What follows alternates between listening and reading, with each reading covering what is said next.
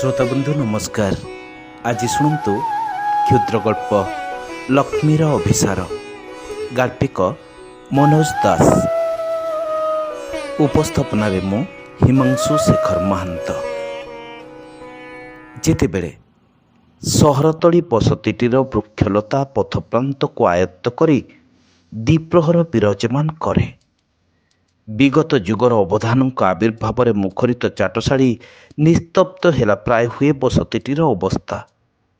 सेतिकी बेले मंदिरर दक्षिण पार्श्वस्थ कृष्णचूड़ा गछर छाई तलू उंकी मारे लक्ष्मी। बड़ डर, इच्छा थरे मंदिर प्रांगण भितर को आसीजिबा पाई। बड़ इच्छा थरे मंदिर भितर को पशिजिबा पाई, किंतु बड़ डर बुढ़ा पूजारीटी को। से पंडित देखिबा मात्रे पचारिदेवे मानसांक नतुबा गोटे तात्पर्यपूर्ण साधु शब्दर अर्थ। सर्वोपरि ठाकुरंक निज लोक हिसाब रे मंदिर आखपाखर पिलामानकु तोड़िबा तांकर अन्यतम काम। अनेक द्विप्रहर परे आज पूजारी पंडित शोई पड़िछंती, घुंगुड़ी भी मारुछंती। लक्ष्मी अति संतर्पण रे तांको अतिक्रम करगला। तापरे अभ्यंतर प्रवेश कर सीधा ठाकुरंक आगरे जाई बसी पड़ी मुंडियाटिए मारला। तापरे 2 मिनिट मुग्ध मधुर नयन रे मूर्ति और तांको वेशभूषा को निरीक्षण कर सारी कहला, मते चिन्हि पारुच तो? मु लक्ष्मी। ओह भगवान, मासटिए धरी सबुदिन तुम पाखु आसबाकू चेष्टा करुची, किंतु पंडित बाट ओगाड़ी बसुची। आज बुढ़ा शोई पड़ी। हे भगवान, पंडित कौन राति भी एमती घुंगुड़ी मारे? तुम निद हुए किमती प्रभु? आम स्कूल पंडित भी एमती घुंगुड़ी मारती। अच्छा ठाकुर, पंडित माने कहीं घुंगुड़ी मारती? मुझे घुंगुड़ी मारिबा को शिखिबि तेबे मु पंडित हो पारिबि? ना ना ठाकुर, तुम्हें चटापट एमती बर दे बसबनीटी। बरं मोर पंडित हेबा न हो, मु जेमती घुंगुड़ी न मारे। हाँ, बरटीए मागिबि एका, से कथा परे कहबी। अच्छा, मासक तले रातिर स्वप्न रे मते कौन कहिल? तुम सहित खेलु नहीं कहीं? तुम कथा भूलीगली। इमती किछि कहिल जिमती नुहे। तही परठार तो तुम पाखु आसवा सकाशे चेष्टा करुची, पारु नहीं। अरे बापरे, तुमको ये कदली कांदी किए देइची? ऊपर 2 फेणा जाक एकाथरे पाचिलाणी। तुमे खाइबो किमती? सावधान ठाकुर, सबू एकाथरे खाइबो नाहीटी, देह खराब होबो। 1 2 3 4 5 6 रे पूरा 24टा पाचिची। तुमे दैनिक 2टा। अच्छा हैला, 4टा करी खाइबो हैला? ताहले 24टा खाइबाकू 4 दिन ना 5 दिन? यही है मुस्किल। ठाकुर, मते अंक मोटे आसुनाई। हाँ, कथाटे कहूतिली, तमे गोटे जादू करंत नहीं? दिने रातिरे सफे शोई थांते, सेतिकी बेले तुमे गोटे किछि करि दियंत, सकाळु उठिबा बेलकू समस्त अंक भूली जाई थांते। माने अंक खाली कषिबाकू भूली जानते बोली मु कहू नहीं। अंक बोली गोटे विषय अछि, पूरा सेई कथाटा ही सभे भूली जानते। ना ना, तुमे हठात बर दे बसब नहीं ठाकुर। हुए तो अंकर किछि भल गुण थिबो, से कथा बुझिबार बयस मोर हेई नहीं नुहे। हाँ, बर जदि दब ठाकुर, तेबे ए बर दियो, लोके जेमती धीर भाव तुमको भक्ति जनइबे। से दिन शेष राति तुम स्वप्न कौन कहूल, सेतिकी बेले मो निद भांगीगला। कारण तुम मंदिर कलगाउणार स्तब बाजिला। कलगाउणा भल, किंतु ये जो जंत्र चुंगा लगी एड़े हल्ला कर गीत बोलुंट, ସେଇଟା कौन भल ठाकुर? आम घर पछपटे आउ गोटे कोठा अच्छी, ସେଇଟାକୁ ଅନ୍ୟ ଗୋଟାଏ ଧର୍ମର ଲୋକେ ଯାଆନ୍ତି। ସେଠାରେ ଚୁଙ୍ଗା ଲଗେଇ ସେମାନେ ଭଗବାନଙ୍କୁ ଡାକନ୍ତି। ଆଚ୍ଛା, ଏଡ଼େ ଗର୍ଜନ କରି ତୁମକୁ ପ୍ରାର୍ଥନା ନ ବୋଲିଲେ ତୁମେ କ'ଣ ଶୁଣିପାର ନାହିଁ? ମୁଁ ସେଦିନ ବୋଉକୁ ପଚାରିଲି, କହିଲୁ ବୋଉ, ଧ୍ରୁବ ପ୍ରହ୍ଲାଦ କ'ଣ ଯନ୍ତ୍ର ଚୁଙ୍ଗା ଲଗେଇ ଭଗବାନଙ୍କୁ ସ୍ତବ ଗାଉଥିଲେ? ବୋଉ ଭାବିଚିନ୍ତି ନାଇଁ କଲା। ବୋଉ ତ ସବୁବେଳେ ଠିକ୍ କଥା କହେ ନୁହେଁ? ତା ଛଡ଼ା ମୁଁ ତ ଏଡ଼େ ଆସ୍ତେ କଥା କହୁଛି, ଅଥଚ ତୁମେ ବେଶ ଶୁଣିପାରୁଛ। ଦେଖୁଛି। ତେବେ ତେବେ ଭଗବାନ, ମୁଁ ଯଦି କିଛି ଭୁଲ କହୁଥିବି ତୁମେ କିଛି ଭାବିବ ନାହିଁ। ତମକୁ ଯଦି ବଡ଼ ପାଟି ସୁଖ ଲାଗୁଥିବ ତେବେ ମୋ କଥାରେ ଯନ୍ତ୍ରଚଙ୍ଗା ଉଠେଇଦେବା ଦରକାର ନାହିଁ। ସତ କଥା କହିବି, ମୁଁ ବଡ଼ ଡରକୁଳି। ଚିତ୍କାର ଶୁଣିଲେ ମୋ ଭିତରେ ହଠାତ୍ ଛାନିଆ ପଶିଯାଏ। ଆଉ ମୋ ବାପା ବି ବୋଧହୁଏ ମୋହରି ଭଳି। ସେଦିନ ବିଚାରାକୁ ଜ୍ୱର ହେଇଥିଲା। ଗୋଟାଏ କ'ଣ ଉତ୍ସବ ପାଇଁ ପଡ଼ିଶା ଘରେ ସାରାଦିନ ଯନ୍ତ୍ରଚୁଙ୍ଗାରେ ଗୀତ ବାଜିଲା। ବାପା ବିଚାରା କେଡ଼େ ଛଟପଟ ନ ହେଲା।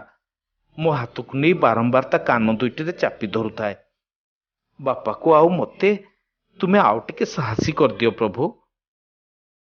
ଆଚ୍ଛା ଭଗବାନ, ବାପାଙ୍କୁ କିଛି ଟଙ୍କା କରିଦିଅନ୍ତ ନାହିଁ।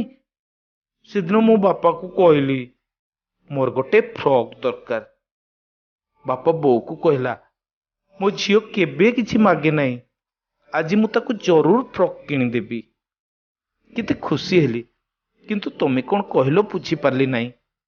ତମେ ଆଉ ଥରେ ତୁମ ସୁବିଧା ଅନୁସାରେ ମୋତେ ଥରେ ସ୍ୱପ୍ନରେ କହିବ। ଏତିକି ବର ମାଗୁଥିଲି। ଆଉ ତମେ ଯଦି ପଣ୍ଡିତଙ୍କୁ ଏମିତି ଟିକିଏ ଟିକିଏ ଖରାବେଳେ ଶୁଆଇ ପକାନ୍ତ, ମୁଁ କେଡ଼େ ଖୁସିରେ ଆସନ୍ତି। ହେ ଭଗବାନ, ପଣ୍ଡିତଙ୍କ ଘୁଙ୍ଗୁଡ଼ି ଆଉ କାହିଁ ଶୁଭୁନେଇ? ହୁଏତ ଉଠି ପଡ଼ିବେ। ଆଜି ତେବେ ଯାଏ। ହଁ, ତମେ ସବୁ କଦଳୀ ଏକାଥରେ ଖାଇଦବ ନାଇଁଟି? ମନେ ରହିବ ତ? ମୁଁ ନେବି 2ଟା। କାହିଁକି? ନାଇଁ ନାଇଁ ନାଇଁ, ନବାକୁ ହବ। ଆଚ୍ଛା ତେବେ। ଲକ୍ଷ୍ମୀ କଦଳୀ 2ଟା ଛିଡ଼େଇଲା ଓ ଠାକୁରଙ୍କୁ ପ୍ରଣାମ କରି ଦ୍ୱାର ପର୍ଯ୍ୟନ୍ତ ଆସିଲା। ବାହାରେ ପ୍ରଖର ଦିବାଲୋକ। ମୁହୂର୍ତ୍ତକ ପାଇଁ ସେ ବିସ୍ମିତ ହେଇଥିଲା ସମୟ ଜ୍ଞାନ। ବିସ୍ମୃତ ହେଇଥିଲା ଏଇଟା ଦିନ କି ରାତି। ହଠାତ୍ ଏକ ପ୍ରଚଣ୍ଡ କଣ୍ଠ ତାକୁ ହତଚକିତ କଲା। ଦିନ ଦ୍ୱିପ୍ରହରେ ଠାକୁରଙ୍କ ପାଖରୁ କଦଳୀ ଚୋରି, ଏଡ଼େ ସାହସ! ଖେଦି ଆସୁଥିଲେ ପଣ୍ଡିତେ। ଲକ୍ଷ୍ମୀ ଗୋଟାଏ ମୁହୂର୍ତ୍ତ କାଠ ପିତୁଳା ଭଳି ସ୍ତମ୍ଭୀଭୂତ ହେଇ ରହିଲା। ତାପରେ ଦୌଡ଼ିଲା। ପଣ୍ଡିତ ବି ଦୌଡ଼ିଲେ। ସାମ୍ନାରେ ପୋଖରୀଟିଏ। ଲକ୍ଷ୍ମୀର ପଥଘାଟ ଜ୍ଞାନ ଯେମିତି ବିଲୁପ୍ତ ହେଇଥିଲା। ସେ ପଶିଗଲା ପୋଖରୀ ଭିତରେ। ପଣ୍ଡିତଙ୍କ କଣ୍ଠ ଶୁଣି ଓ ତାଙ୍କ ଧାବମାନ ଅବସ୍ଥା ଦେଖି ଜମି ଆସିଲେ ଲୋକେ। 5, 10, 15, 20। ଲକ୍ଷ୍ମୀ ପୋଖରୀ ଭିତରେ ଛିଡ଼ା ହେଇଛି। ଅଣ୍ଟା ଯାଏଁ ପାଣି। ଛାତି ଭିତରେ ଭିଡ଼ି ଧରିଛି କଦଳୀ 2ଟି। ବାହାରିଆ ପୋଖରୀ ଭିତରୁ। ପଣ୍ଡିତ ରଡ଼ି କଲେ, ବାହାରିଆ। ଅନ୍ୟମାନେ ବି ପାଟି କଲେ। ବିସ୍ଫୋରିତ ନୟନରେ ଲକ୍ଷ୍ମୀ ସଭିଙ୍କୁ ଅନେଇଥାଏ କେବଳ। ତାପରେ ଜନତାଙ୍କୁ ଠେଲି ପୋଖରୀ ଆଡ଼କୁ ବାହାରି ଆସିଲେ ଲକ୍ଷ୍ମୀର ବାପା। ତାଙ୍କୁ ଦେଖିବା ମାତ୍ରେ କାନ୍ଦି ଉଠିଲା ଲକ୍ଷ୍ମୀ। ପାଣିରେ ପଶି ବାପା ତାକୁ କୋଳ କରି ଉଠାଇ ଆଣିଲେ। ଜନତା କହିଲେ, ଆହା, କେଡ଼େ ଗୁଣବତୀ କନ୍ୟା। କଦଳୀ 2ଟା ବଡ଼ କଥା ନୁହେଁ ଯେ, କଥା ହେଉଛି ଝିଅର ଚରିତ୍ର। ଦିନ 2 ପରେ ଏଡ଼ିକି ସାହସ! ବାପ୍ରେ!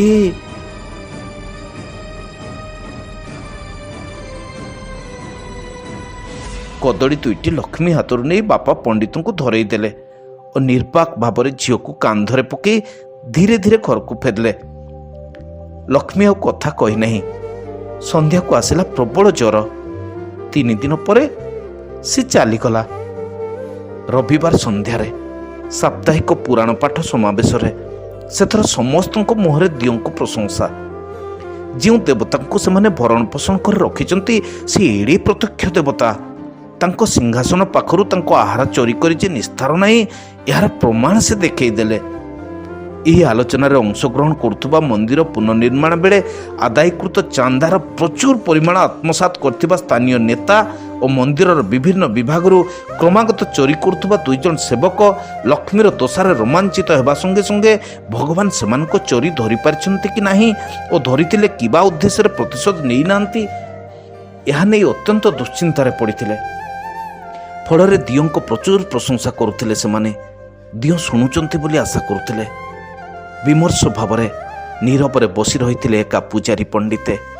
ଯେତେବେଳେ ଦିଅଙ୍କ ପ୍ରତ୍ୟକ୍ଷତାର ପ୍ରମାଣରେ ଉଦ୍ବୁଦ୍ଧ ହୋଇ ଜନତା ହରିବୋଲ ଧ୍ୱନି ଦେଇ ଉଠିଲେ, ହଠାତ୍ ପଣ୍ଡିତେ ଯେମିତି ଅନୁଭବ କଲେ ସେଇ ମୁହୂର୍ତ୍ତରେ ଦିଅଙ୍କ ବିଭୂତି ସିଂହାସନ ଛାଡ଼ି ଚାଲିଗଲା।